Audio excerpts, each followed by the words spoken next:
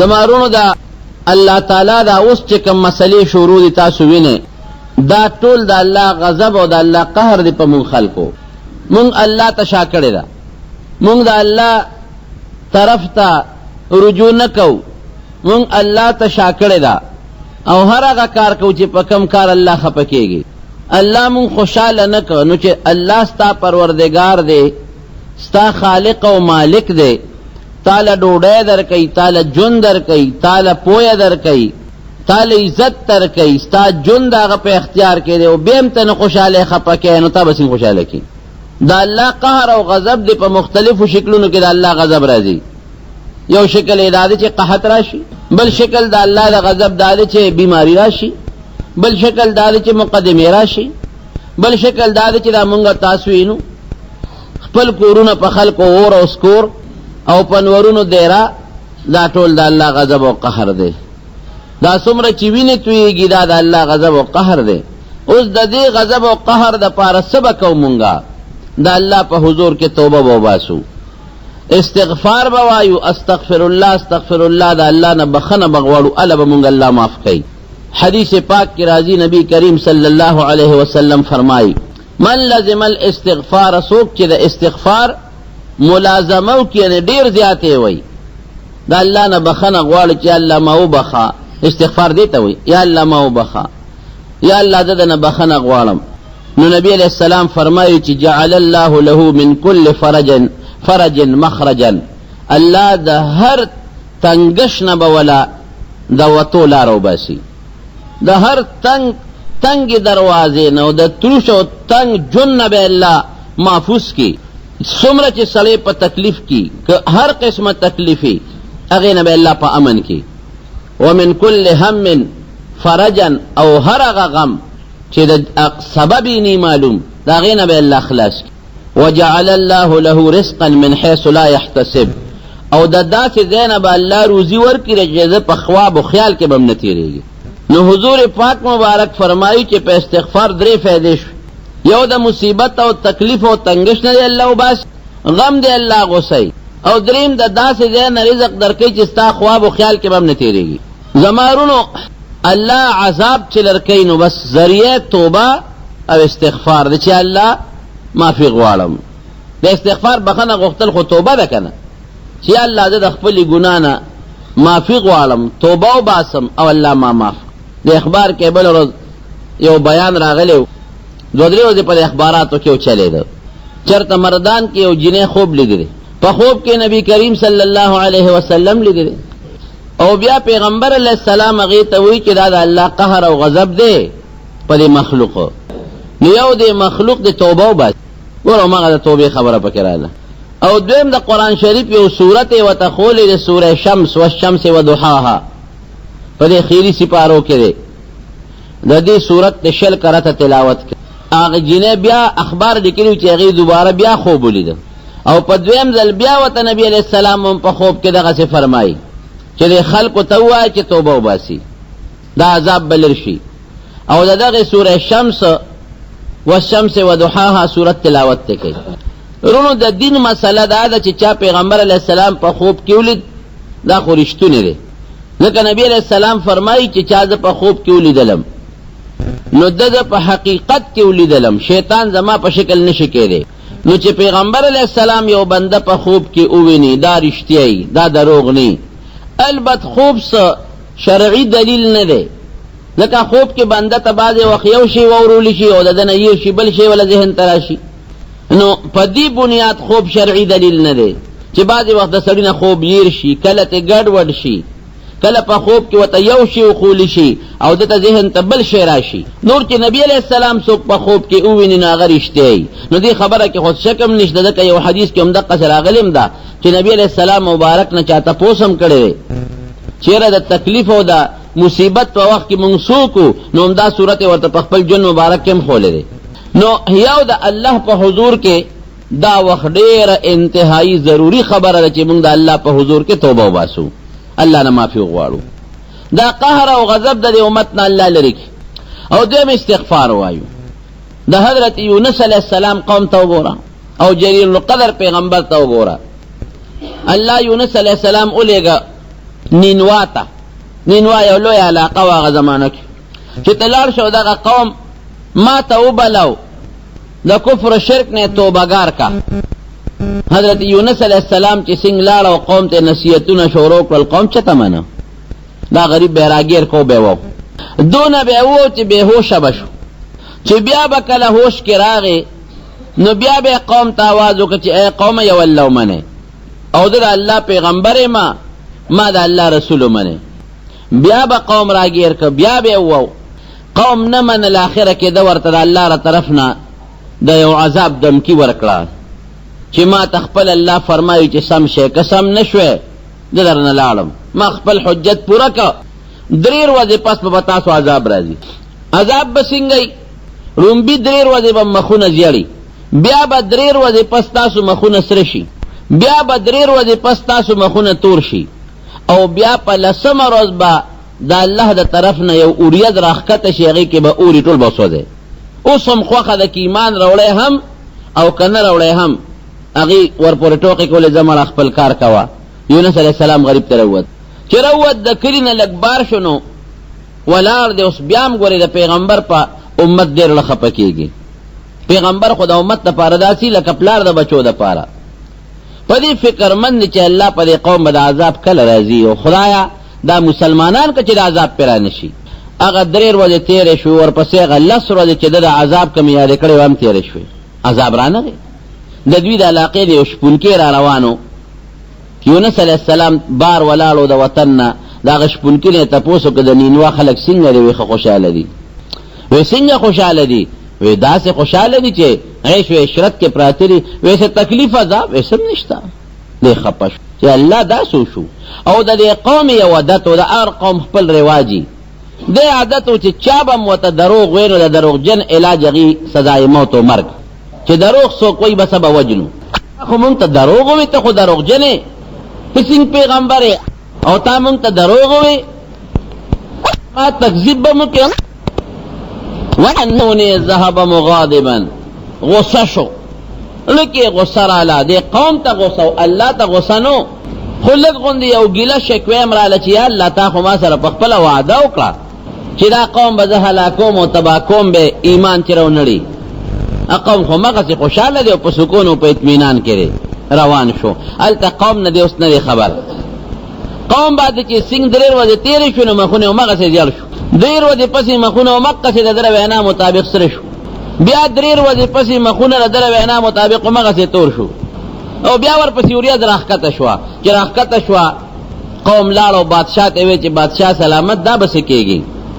وی دا زما کار دی، اسم نشته. په اس باندې سور شو، منډې او ترړې او یو خوا بل خوا. بادشاه هوښیار و پوه شو چې دا خو جوړ د هغه پیغمبر رښتونی دی او د هغه دا خبره ټیک ده. یاره وی د دې پیغمبر سره نږدې څوک پاتې شوي دي، فلانکې او فلانکې به وله ډېر تلل راتلل. وی هغه څه وی؟ وی هغه دا وی چې یو الله ومنې او ما د الله پیغمبر ومنه. وی داسې کار دی چې دا سړي ټیک وی، راځئ ټول قوم توبه وباسو. او بیا بادشاه دونه هوښیار و چې قوم ته وی د کلي نه بار وځو، ښځې مه باسئ، ماشومان مه باسئ او څاروي مه باسئ. ټول د کلي نه بار ځنګل ته ووتل او چغې یې کړه چې یا الله مونږ ته چې یونس علیه السلام کم خدای یاد کړی و په هغه زمونږ ایمان دی، مونږ توبه وباسو. او هغه یونس علیه السلام زمونږ پیغمبر دی، شته دی نه، خو مونږ په هغه ایمان راوړو، پیغمبر منو. الله د عذاب زمونږ نه لرې کا. او چغې جوړې کړې، دیم چغې جوړې کړې، ښځو نه بچي جدا کړل، بچو به ښځو پسې چغې والې او ښځو به بچو پسې چغې والې، او څاروو نه کټا کټي سخي بیل کړل. نو څارو به هغه بچو پسې چغې والې او بچو به څارو پسې چغې والې. د حیواناتو هم شور او چغې جوړې شوې، د دې هم چغې جوړې شوې. هغه قوم نه الله هغه عذاب پورته کړ او ریاست لار عذاب ته پورته کړ. قرآن حکیم کې الله فرمایي فلولا كانت قرية آمنت فنفعها ایمانها الا قوم ما سوا د یونس علیه السلام د قوم نه بل داسې قوم په مخ د ځمکه نه دی تېر شوی چې راغلی عذاب ته پورته شوی، دوی باندې عذاب راغی او بیا توبه وایسته او مسلمانان شو، الله ته عذاب لرې کړ. نو دی خو مسلمانان شو، الله ته عذاب لرې کړ. هلته یونس علیه السلام ته خو د مسلمانۍ پته نه لګي. هغه غصه دی قوم ته چې ظالمانو ولې تاسو دا توبه ونه ویستله او لږه ګیله غوندې د الله نه هم پیدا ده، شکوه غوندې چې الله تا خو ما ته وی چې دا عذاب راولم عذاب خو پیرا نه غي مینس کې معاملې خو بدله وا دی روان شو دا الله د حکم او انتظار یې ونکړ فکار دا و چې دا الله ته رجوع کړو چې الله تا خو ما ته داسې ویلو او کار خدا سے شو نو بیا پیغمبر الله پریشان نه پریږدي فوراً فرشتہ ورته راځيږي دا الله د حکم انتظار یې ونکړ او نیغ لار د دریا په سفر کشته ته وخت الله په دې خپش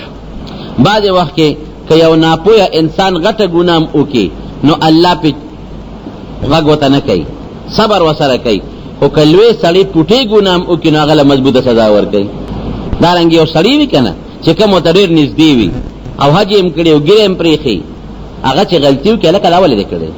بل سړي ته ملامته کوي نه زمړه که هغه نه کوي نو پروا نو ته خو حاجي صاحب مې تا خو ګیره هم شته ته خو تهجد هم کې ته خو منځونه هم کې ته خو نیک سړي تا ولې دا غلطي وکړه او خلک هم په معاشره کې هغه ته بیا په ښه نظر نه ګوري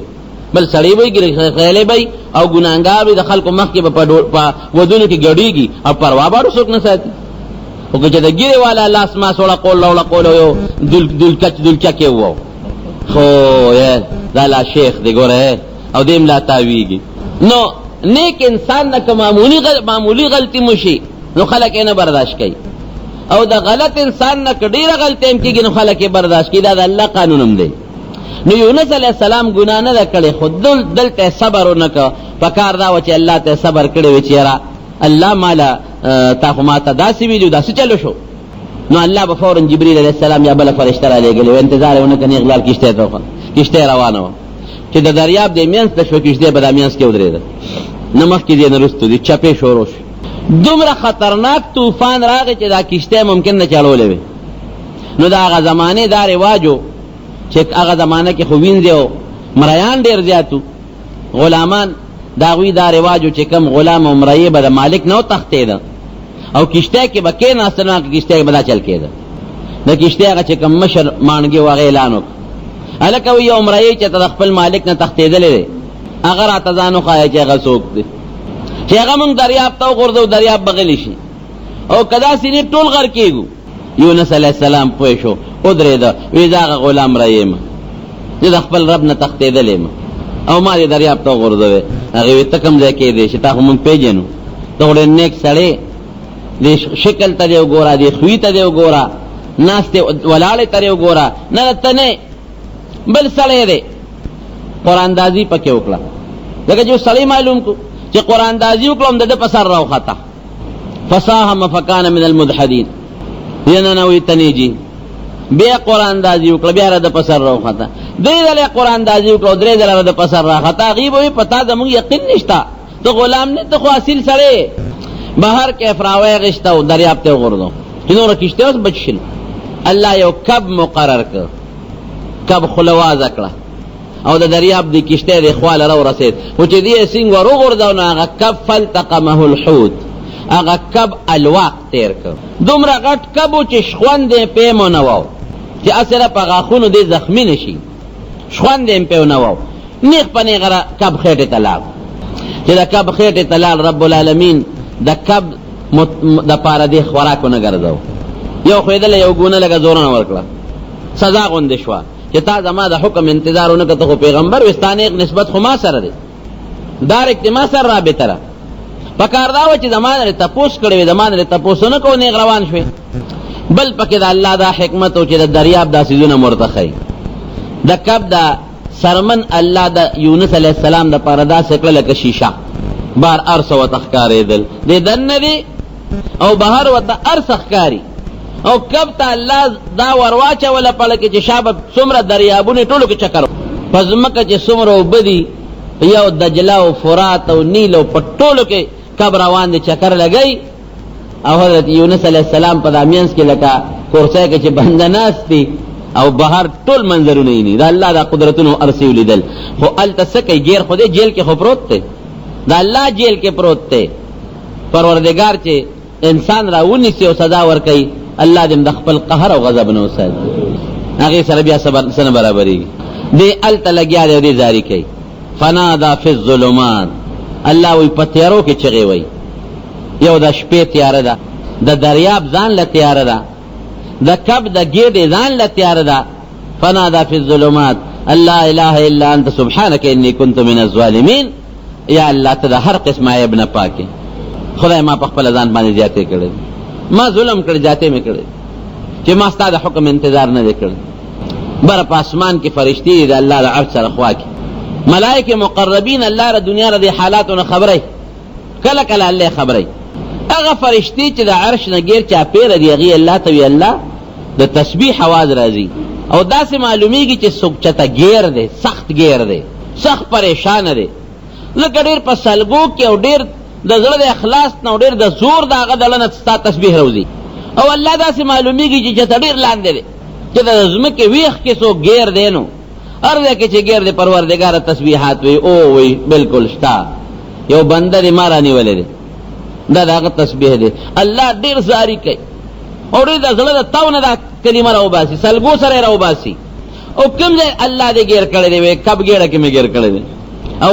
د دریاب د زمکه هغه د ویخ تل ته مې رسول دی. هلته الله ته فرشتو زاری شروع کو پروردگار اخو ډیر نیک دی، اخو ډیر مخلص دی. الله ستاسو لپاره ډیر به تبلیغ او دعوت وکړ او قوم یو بل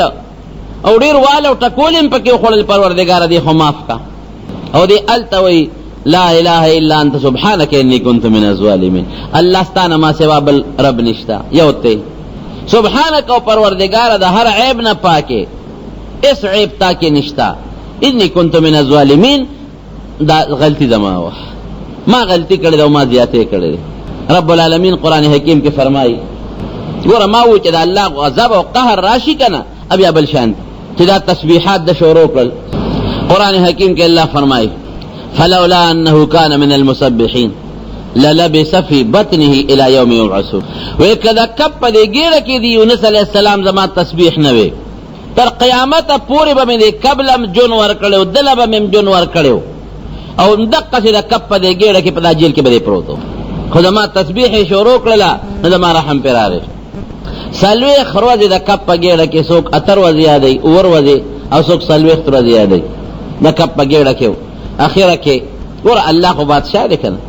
د دې نه بن کړو چې د کپ خوراک نشي ازم نشي. الله په دې قادر دی. سلوی خروزه پس مثلا یا اور وځي پس اختلاف پر روایتو کې شتا کپ خلل او چته کړلا او الټه وکړلې او الټو کې بار راغورځو د دریاب غاړې ته.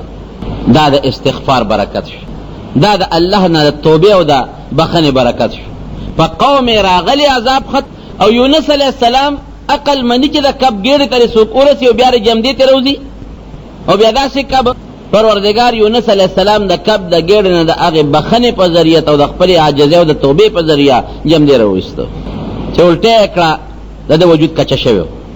دکه نور په نو لګېدلې هوا په نو لګېدلې او د کب ګیره کې وبو کې پروتو نو خامخا د بنده وجود کچا کېږي. نو پروردگار په فورا د کدو بوټي زرغون کو لکه ونه خو نشته د کدو بوټي په زرغون شو هغه پانی وکړلې هغه پانی په د پاسه خورې شوې د انور نه بچ کی. یو اوسه الله مقرر کړه هغه اوسه براتلا او هغه خپل تیبه د خلیته نږدې کول او د بل هغه رول پاره به خپل گزاره کوله چې کله د وجود هغه سرمن کلک شو نو هغه اوسه بند شو نه راتلا او د کدو هغه بوټم اوچ نو دو جړل الله هغه اوسه مرګ هم ناراضي نن قران له پرونه مرانله او پروردگار هغه بوټیو دا کجوره دا کدو امرانه وچ شو الله به بس دی پس بیا قوم لاله نینوا والا تلاش الله هغه نه خود تختیدلې ما باقي خو عذاب رانه غن پروردگار ورته لوي چې ما پاکستا تا ته چې کومه پیشن گوئی کړي وا او تا ورته سویلو مکه سه وشوا عذاب پراغه هغه ما ته چغه واله زاری او کلو فریاد کو توبه وستا او مسلمانان شو د سیل می د معشوم نواله تر د بادشاہ پورې ټول خځې نر مسلمانان شوی دي. نو چې دی مسلمان شو زمانه بخنه غختلا نو تا بخنه غخته ته معاف نکړي د کب د ګېړې نه مرو نه وسته ناغیم بخنه غخته معافي غخته نو ماغي معاف کړي او لال شتا پسې ګرځي لال شاغیل ورزاوس یو شپون کې ولا هغه ته आवाज وکړي دی خراشه وی ته کم دی وی د نینویم ویلار شه د نینوا خلکو ته وایي چې ستاسو هغه پیغمبر یونس علی السلام پلان کې ځکه ناس اشپون کې چې نینوا د خلکو خدا رواج دي چې څوک دروغ ورته وای او وجني اسنه چې دا غوی ته وې مچې یونس علیہ السلام ال تناست او تا یونس پیغمبر نه ما به ملکی وې دې چیلې نه یو دو چیلې راوړل د کندک نه دو چیلې ولا راوسته وې دا د گواهان دي زبوزه دا بدلال وای دی بګوي دا شپون کې لاړه غدو چیلې بوت چا بادشاہ ته ور ورسم بادشاہ سلامت دا سړی راغلی چې یونس علیہ السلام خو د دریاب په غاړه پلان کې دی کې ناست شپون کې ته خبره چې هغه یونس علیہ السلام دی وې د چیلو نه د بوزوږي دا چیلې ما لګوي کې چیلو ولګوي وکړه چې او دا الله پیغمبر یونس علیہ السلام په مونږ لاس راخ کړل او هغه د خدای پیغمبر د پلان کې دی کې ناست بادشاہ سره د خپل وزیران او د نږدې خلکو په لوی جلوس کې او یونس علیہ السلام میں پریر محبت او پریر مینه راوچت کو او پریر لوی جلوس او استقبالیه کې نینوا تراوست او د خپل ټول قوم مشری مذهبي مشر هغه زمانہ دا سوا چې د مذهب مشر بجوداو او د قوم د بادشاہ مشر بجوداو دا د داوود علیہ السلام په زمانہ کې دواړه بیا یو شو چې د مذهب مشر دا به د قوم بادشاہ هم وي او چې کوم د قوم بادشاہ وي اب مذهبي پیشوا او مشر به هم وي د داوود علیہ السلام زمانہ کې د چراغې نه مخکې داسې نه و بادشاہ نیک صالح مسلمان فی ایمان قبول کو قوم می ایمان قبول کو یونس علیہ السلام میں پیغمبر شو او خوشاله ژوند مزیدار تیرېده ورونو خبره چې زما مقصد سو ادا چې په کم قوم د الله هغه داسې د دینه سخت غضب او قهر دله پکاره چې الله په حضور کې توبه بس استغفر الله وجه الله بخنه غواړم اللهم اغفر لي یا الله ما وبخا نو الله به عذاب لري تو حدیث پاک د عبد الله ابن عمر رضی الله عنه فرمایي چې کم سلیمری دې وصیت ځان سره ولیکي بعض وخت انسان باندې د الله څخه حق لازمي بعض وخت په انسان د بنده حق لازمي نو دې ځان سره ولیکي لاول خو په ځان حق نه پرې دا ورکا حکمري او هغه وخت او د مرګ پورې دغه حق نی ورکړي نو وصیت کو وارثانو ته چې په ما د الله د حق پورې دی یا په ما بنده د حق پورې دا ورکه دا د عبد الله ابن عمر رضی الله عنه حدیث دی حدیث یو راوی دی زید ابن اسلم رضی الله عنه دا خپل پلار نه نقل کوي چې حضرت اسلم دی او وی چې د عبد الله ابن عمر رضی الله عنه دا حدیث مخه تراغه وی د شپې د کېدم نو ما قلم را واغشتو کاغذ مې را واغشت ای مې چې وصیت لیکم اسنه مل نشم پدې شپه کې قلم او دوات او کاغذ می راواغشته چې دا وصیت لیکم او سوچ کوم چې سو لیکم په ما صحق دې سرا باندې نشته چې دا ولیکم وې دې کې ذهن می پریشان شو خوب راغی وې چې خوب راغی قلم او دوات دواړه می کې خو د لوا کاغذ می د بالغ لاندې کې خو د شم وې خوبینم پس پیلو جامو کې خشته یو مزیدار سړی وې مې چې د په خپل کور کې مودا سړی راغی مې چې لکه تعالی چې اجازه درکړه وی ما ته وی چې مال د کور مالک اجازه راکړي همې چې ته یې سوکا وی زه اسرائیل علیہ السلام بس وی پر پیدا شو مس خو به لیکن پر پیدا شو مجدا خو اسرائیل علیہ السلام راغی اوس برانه سو بس وی ما ته مې یاره ټیم دی لا پورا نه دی صادر نه نو باسم اثر عالم وی ما ته وی چې خلا وخته وی ما چې خدا کامیابی او شیرات او خان چې زبر الله د عذاب نه په دنیا کې او په آخر کې پس بچم یو راز د کامیابی راته وخایا وی هغه ماته وی چې کاغذ او پن سره شته چې درلو لیکم ما د بالغ دلان نه چې هغه د کېدم او کاغذ مې کېخون ا کاغذ راواغې چې جهان دا کاغذ او هغه قلم او دوات خو بینم کنه ا قلم او دوات چې میدان ته د خوب په وخت کې خو د امه ولا ورکن وی هغه لګیا دی د کاغذ باندې شروع کول چې استغفر استغفر استغفر استغفر دا لیکل چې الله نه بخنه غواړه الله نه معافي غواړه استغفار وای استغفار استغفار د ټول کاغذ ډک ویماله کاغذ راکا ایماته چې دا شی د کامیابی دی په دې بر دنیا او د آخرت د عذاب نه بچ کېږي او رانه لاړ وی چې رانه لاړ زرا ویښ شوم وی چې راویښ شوم د هیبت توجه نه وی ما بالغ اوچت کې چې اوس کاغذ راواله ما اوس ما خوب لیدل نور یقین مې نو وی چې کاغذ مې راواغشته وی ټول کاغذ مغه سره ډک دی هغه چې څه لیکلي دی په موجود دی استغفر استغفر استغفر استغفار وای استغفار وای استغفار وای مرقات لیکلی صاحب دا مولا قاری مشکات شارح نو حقیقت دا دی چې سړی څومره په عذاب کې مبتلا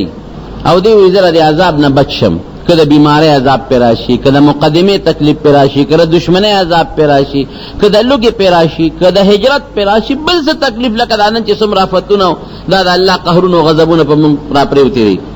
واحد علاج دقه دو سيزونه دي توبه د استغفار توبه دا غوري ښا د الله په حضور کې توبه استل چې الله زما توبه د خپل ګنا نه او دویم الله نه بخنه غختل یو شی شو الله نه چې بخنه غواړي دا توبه ده کنه استغفر الله ویل د نبی علیہ السلام د خلی مبارک نه چې کوم استغفر الله ثابت ته استغفر الله الذي دو دي یو لګ مختصر دی یو لوی دی استغفر الله الذي لا اله الا هو الحي القيوم واتوب اليه استغفر الله بخنه غواړم د الله نه الذي اغا الله لا اله الا هو چې هغه سره بل څوک شریک وال نشته الحي جم دی القيوم د دې ټولو کائنات او اسمانونو راغې نه پورته ولاندې او زمکا او دریابونو چې څومره نظام دی د دې ټولو چلون کې الله دی واتوب الیه الله ته نتوبه واسم دا الله په حضور کې زه راځي کې غمزان سر مخ الله تخکته کړی استغفر الله الذي لا اله الا هو الحي القيوم واتوب الیه او که څوک دانش یادول مختصر دی وي استغفر الله ربي من كل ذنب واتوب الیه استغفر الله ربي بخبن غوالم دا الله نه اغا الله چې زما رب دی من كل ذنب د هر ګناه واتوب الیه الله ته توبه او باسم رجوع ورته کوم قدام نشي ویلې درته ګرانې نو پښتو خو یاد ده کنه یا الله ما وبخه یا الله ستانه بخنه غواړم یا الله ستانه بخنه غواړم یا الله ستانه بخنه غواړم په تسبیح په پښتو کې وای دا خو اوس خو بدناړو یریږي استغفر الله وای یا الله تعالی بخنه غواړم خدای ما وبخه دا الفاظ دي الله چې څه ګناه مې کړی دا غراته معاف نو الله په دې ډېر زیات خوشاليږي نبی کریم صلی الله علیه وسلم فرمای یا رخوا الله ډېر مهربان ذات وی چې کم سړی ګناو کی او بیا دا وی چې الله ما معاف کما وبخه وی الله فرمای علم عبدي ان له ربا يغفر الذنوب ويأخذ بها وی زماره بنده دا علم مشتا چې رده یو رب شتا دا صرف چې ګناهونه بخیم او نیولم بکی زماره بنده دا علم شتا چې یو رب شتا چې پاګه په ګناه نیولم کوي او بخنم کوي ما د خپل بنده وبخه معاف میکړه نو چې ته الله ته ای رب ما وبخه استغفر الله ربي خپل الله نه چې زما رب دې بخنه غواړم نو الله وی ښا ته ما رب منې ها او بیا چې ما نه معافي غواړې نو خو ما دا دې مقیدره چې ما لته نیویم شم کنه دا دې مقیدره چې ګناه معاف کولو والا زما نو پروردگار فرمایي چې ګناهونه لري دومره ډېری چې د اسمان دی غاړو ته ورسېدا ټول بدرته وبخم وی هیڅ پروا مې نشته لا وبالي پروا مې نشته زمارونو ټول الله ته سر به سجود شي توبه وباسه خذو ته مو وایه ماشومانو ته مو وایه په خپلم توبه وباسه چې الله څومره ګناه مونږ کړی د مونږ معافي غواړو الله په چا ظلم نه کوي او زیاتې نه کوي د الله د رحم د غضب او د الله د رحمت د دواړو مقابله چې راشي ان رحمتي سبقت غضبي الله وی زه غصه نه نازلوم ګورې زه رحم نازلوم غصه نه کوم لیکن الله غصه کوي چې بنده خفه کوي نو مونږ الله خفه کړی دی چې الله هم خفه کړی دی خپل پروردگار او خپل رب نو په مختلفو شکلونو کې الله خپل قهرونه او غضبونه به مونږ نازل کړي دا قهرونه غضبونه به پس ختميږي دا به په دقه ختميږي چې مونږ د الله په حضور کې توبه وباسو مونږ الله ته درخواست وکړو معافي غواړو او زمونږ بس معافي مونږ صرف جبه نشو خذول جبه حضور پاک مبارک ایسه لګي بس په مدینه شریفه کې بنو قریظه یو قسم يهودو هغه سره پیغمبر علیه السلام سره معاهده کړې و او هغه دا معاهده خلاف ورزي وکړه دا معاهده خلاف ورزي وکړه یو ځلنا دو ځلنا سو ځله او داسې خلاف ورزي وکړه چې لاړ مکې ته او د مکې مشرکان په پیغمبر علیه السلام راواچو په مسلمانانو نبی علیہ السلام ته الله پاک جبرئیل علیہ السلام راولېګو ویلال شو دا بنو قریظه دا مړه ختمه کا دا سازشان نو صحابه لاړ او د دوی داغه قلا نه غیر چا پیرا محاصره کړل تو شته هغه ځان پسې دروازې د قلا بند کړو په قلا کې ځان بند کړ نبی علیہ السلام ته را کوشه هغه خیر سلاګان کوله یو صحابي د حضرت ابو لبابه رضی الله عنه د سره داوی مخ کې د اسلام نه مخ کې ډېر زیات تعلقات ویسه مونږ له ابو لبابه ولېګه مونږ سره مشوره کوو حضرت ابو لبابه رضی الله عنه ته پیغمبر علیہ السلام او فرمایل ویلو ابو لبابه ته ورننو ځخو الوته او نه وګوره زموږ راس فاش نه کی وی خاصه چې دی ورننه وته داغي خزم ورته په جلا شوي ماشومان هم ورته په جړا شو او هغه ښځې او بچي راغلل د په خپو کې پرېوتل په چغو چغو په جړا شو چې تا سره خو زمونږ زوړ تعلق دی او مونږ پوه کړه چې نبي علیه السلام زمونږ متعلق څه فیصله کړې ده د زړه کې رحم راغی صحابه کرام خو رحم دلو زړه کې رحم راغی چې رحم راغی نو په خولې هغه ګونه کو داسې کړې په دې ماره ګوته راخ کو داسې کړې چې وجدي ملاله يم پریدیم نه او چې څنګه ګوته راخ کا فورا ستومانه شو او خو دا مې سغلتی وکړه ما خو د حضور پاک دا وینا خلاف ورزي وکړو راز مې دا غفاش ک نه غرو داغي د قلانا او نبی علیہ السلام په دې پرې خو او نیغ جمعه تراغه او په مسجد نبوي کې اوستن پورې ځان وتړ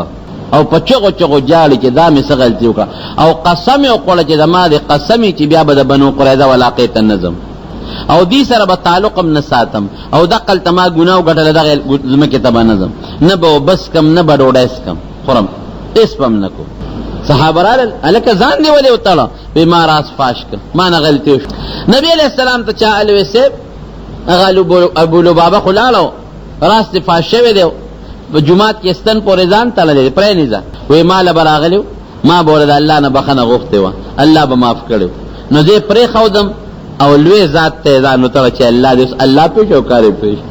دا سه مثال شو لکه سړی هاي کورټ پرې دی اپ سپریم کورټ کې پیلو کی نو د هاي کورټ جج داغه فیصله بیا کولی چرته کولی نو مال براغلو ما بوله الله نه بخنه غوښته و دې پرې خودم الله لاله اوس الله پوښي چې الله ته ځانو تلو دې ته پرانستې شمه ک الله ما ته حکم وک پرابلم کني خپل کار دی صحابه کرام براتل او دې به پرانسته متیاذ له به بارست او داس به مات کو بیا به داسو ک بیا به را وستنه پورې به وتل او نور نه به ډوډۍ خوړه نو بس کله یوافته په تیر شو او دې ته خبره ورسېدله چې د سترګو نظر تقریبا ختمېدو والا شو لکه یوافته چې یو سړی نو بس کی او نه ډوډۍ خوري دا ډېره ګرانه خبره او مدقه سي صحابه ورته د خدای بنده بس توبه دې وستله او پرابنیو دا ډوډۍ دې شروع کو بده شروع کو وینا چې ترسو پیغمبر علی السلام زنیم سپړ دې نو معلومیږي دا چې الله زما توبه نه قبول کړي کله ما توبه الله قبول کړه نبی علیہ السلام په خبر کې او پیغمبر علیہ السلام ما وسپړي نو دې مرشم خو چې فروغ الله لاله شم چې ما توبه الله قبول کړي په و مرز باندې حضور پاک مبارک د شپې را پاسه د ام سلمہ رضی الله تعالی عنها کرے شپه وی ام سلمہ وی جی صاحب وی الله خدا ابو لبابا توبه قبول کړه الله آیت نازل کړه یا ایها الذين امنوا لا تخونوا الله والرسول وتخونوا اماناتكم اے د ایمان خاوندانو ګور بیا مرته الله وی اے د ایمان خاوندانو دا څومره د مين الفاظ دي دا الله سره دینه پټګیونه کې دا الله د پیغمبر سره ټګیونه کې او ځان سره ټګیونه کې لکه دا الله پیغمبر چې کوم خبره کوي او دا الله خبره نو هغه سره دوکه خو الله سره دوکه شو بل الله پیغمبر چې کوم خبره کوي د مسلمان د خیر خبره کوي نو چې هغه سره ټګیو کړه خو مسلمان ته نقصان ورسو نو اوس خو تاسو توبه قبول ده خو غوړي بیا داسونه ام سلمہ رضی الله تعالی عنها د مسلمانانو مور حضور پاک مبارک ته فرمایي وی صاحب ورنشم چې زیر ورکم دا غ زمانہ و چې لا د پردې دا حکم نو نازل وی لالشه ورکا اگر وتلا ابو لبابا مبارک دش ستا متعلق الله په قران حکیم کې آیات نازل توبه قبول شو چې صحابت خبر شو پنی مشپا صحابه را منډه کړي او زنجیر کلاو چې تا پرانی زوینه چې ترسو نبی علیہ السلام نه پرانست په خپل ببل څوک باندې پرانځي حضور پاک مبارک جمعه تروت او رضا غپړې اوس پرده زمارونو توبه دیته وای مونږ چرته چې ګناو کو ځان لم لګ زور ور کړی دی چې ګناه مې کړی یو وخت ډوډۍ خو نه خورم ګناه مې کړی دا ودرېګا لګون یو دوه رکعات منځ وکم یاره ما ګناه وکړه ودرېګا زم یو دوه روجیو نیسم خیر دی روجه کې خو د پېشمنی می اجازه شته او د ماقام هم شته ګناه مې وکړه لګون د ډوډۍ دروازه بندوم او په بندوم روجه به ونیسم زمونږ د پاره بو کلتال روجه دی لګون د روجه به ونیسو دا سم چرته کړی نه سوال نه پیدا کړي ګناه مې کړی دا په یو ډوډۍ مې اوس کار نه کړای پینځو خورا چرته خو نه د ډوډۍ نه چا پرهیز وکړه یې توبه وباسم نه خدای ته سجده ولګوله اعظمنګ هغه توبه بسی ایو شاعر وی توبه برلب صبح در کف توبه برلب دل پر از ذوقی گناه معصیت را خند می آیت به استغفار ویلاس کې تسبیح نه ویلی او په خله وی توبه توبه توبه او ویلې د ګنا نه ډکی دلنه توبه نه وځي وی شیطان وی چې دا خدای دې تباہ او برباد کړه مې غرق کړ چې لاس دې یو سوی او جبه دې بل سوی او له دې بل سوی ان ندم توبتون توبه دې ته وی چې سړی پزړه کې په ګناه ستومانه شي نو زمارونو دا وخت داسې دی چې دا ټول زمونږ د ګناهونو د هغې اسباب دی دا د الله قهر او غضب په مونږ راغلی دی علاج یې دا دی چې مونږ توبه وباسو مونږ د الله په حضور کې استغفار ووایو توبه وباسو بخنه غواړو واستغفر الله وایو او دغه سوره شمس والشمس وضحاها که چاله وردي ډېره خبره تلاوت د دی اسیم د قرآن حکیم تلاوت دا د مصیبت او د تکلیف د ختمولو لپاره بهترین علاج الہ العالمین زمونږ د مخلوق نه او د نبی علیہ السلام د امت نه دا چې کم تکلیفونه او مصیبتونه او عذابونه دي دا دې خدای پورته کړي. خدا توبه متعلق دا یو سوال دی چې بنده خو هر قسمه ګناه کړي نو آیا په توبه باندې ټول ګناهونه معاف کیږي که بعض د توبه متعلق دا